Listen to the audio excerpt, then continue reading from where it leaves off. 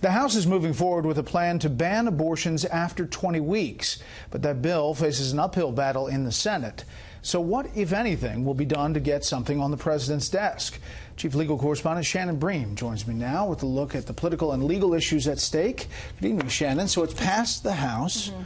Now what? Well, one lawmaker I talked to today said for this to go anywhere in the Senate, it literally would take a miracle or divine intervention. It's been there before back in 2015 when Democrats controlled the Senate. They easily blocked it. But you know, as a minority party, they can do that as well this time around because you got to get those 60 votes just to get it procedurally moving to any debate. That is a tough hill for this bill from the House. I talked to Congressman Trent Franks, GOP member who sponsored this bill. He says that 60 vote threshold in the Senate, he's calling it a huge problem. Here's what he said. That's the only rule like it in any parliamentary body in the world that I know of where the majority of the body cannot bring a bill to the floor for debate and amendment. But that is the case right now. I think we should bring it to the floor, and I think they will bring it to the floor. And in the coming new year, we're going to have this on the floor, and we should actually have this debate.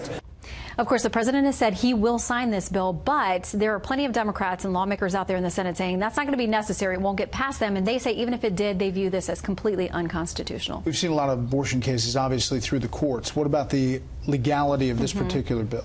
There have been states that have passed 20-week bans, and they've had varying success. The Ninth Circuit, which we know leans to the left, has struck down these bans out of Arizona and Idaho.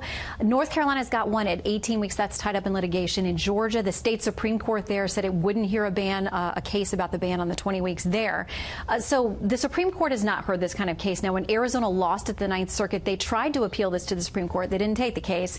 Right now, there's another issue playing out at the Supreme Court we've been watching with Missouri. They've been fighting. Planned Parenthood has a couple of restrictive abortion bills there. They put in an emergency request with the Supreme Court because they wanted those bills tossed. They've now withdrawn that request from the Supreme Court because they got a favorable lower court ruling, but that's one of those cases that could end up there. Ultimately. Interesting. We'll follow it. And 11 p.m. show starts at the end of this month. October 30th. We'll see you for Fox News at night. Congrats. Thanks.